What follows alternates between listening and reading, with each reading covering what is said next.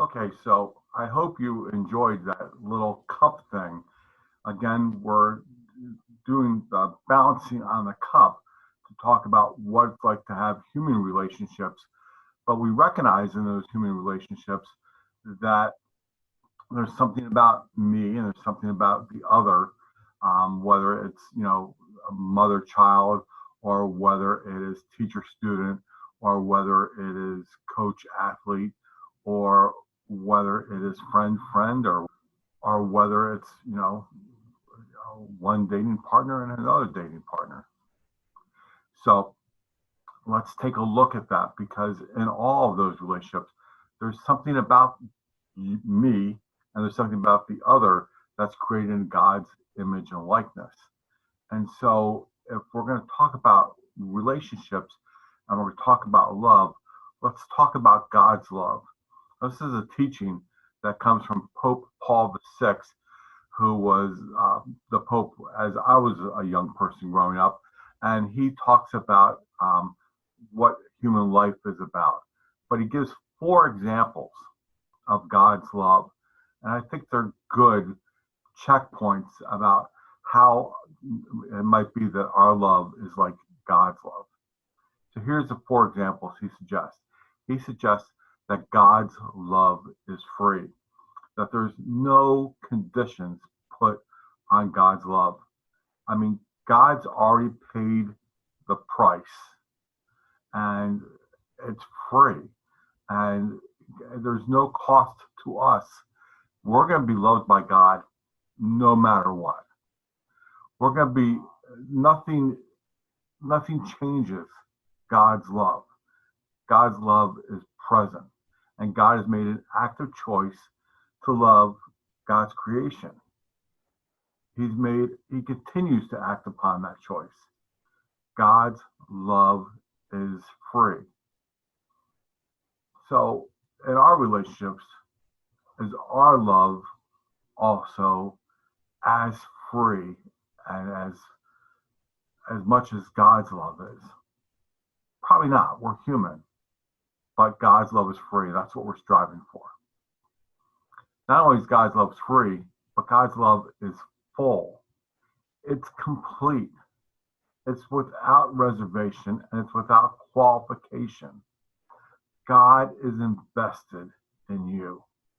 Okay? It's not a partial commitment or a just for this moment commitment or a commitment until this event like prom or the end of summer. It's a full on commitment. Okay? It's not partial, it's full. It's not just for the moment, it is for all time. It is a full commitment. Again, we're asking the same thing. Is our human love as full as God's love? And how can we move ourselves towards that? And how can we be true to that? God's love is free. God's love is full. But God's love is also faithful. God's love is consistent. It's not diminished by our unfaithfulness or our inattentiveness or our ignoring God. All those things don't impact God's faithfulness to us. God remains faithful. So we got free, we got full, we got faithful, and then finally, God's love is fruitful. Okay, we just had the story of the 6 days of creation, and because God so loved the world, God made a world and loved it. Loved the sun, the light, the dark, and the waters, the basin, the bowl, the whole thing. Okay, it was good. Okay, and God's best creation, you and I, very good. God's love is faithful. It's generous. It's just giving. And it's not like Santa Claus giving. It's giving. God's love is not limited and it doesn't have barriers. And it's hard to put, you can't put barriers on God's love. As a matter of fact, in God's love, if you're experiencing God's love, it usually generates, it almost always generates, it does generate more love upon love. Okay? God's love is so much in abundance that it continues to overflow. If you remember our classes in the fall, it overflows into more love. God's love is abundant and it's life-giving.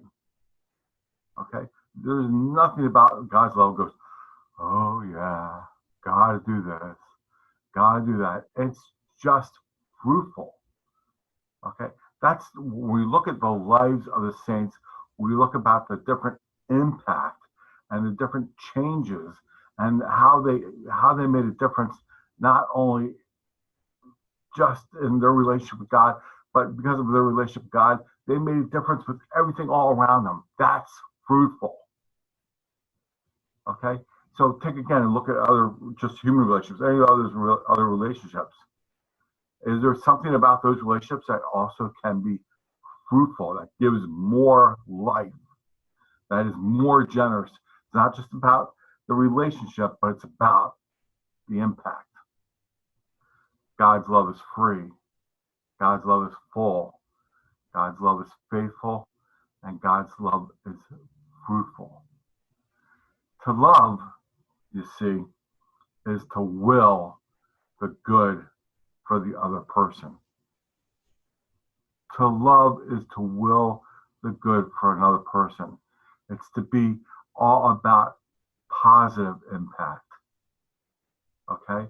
Often we talk about, in terms of the environment and that kind of stuff, is that, when you take your car to the store or for a long, long trip, you burned up this much gas and it's gone in the sky, and you've had a carbon impact on the society and the environment around you.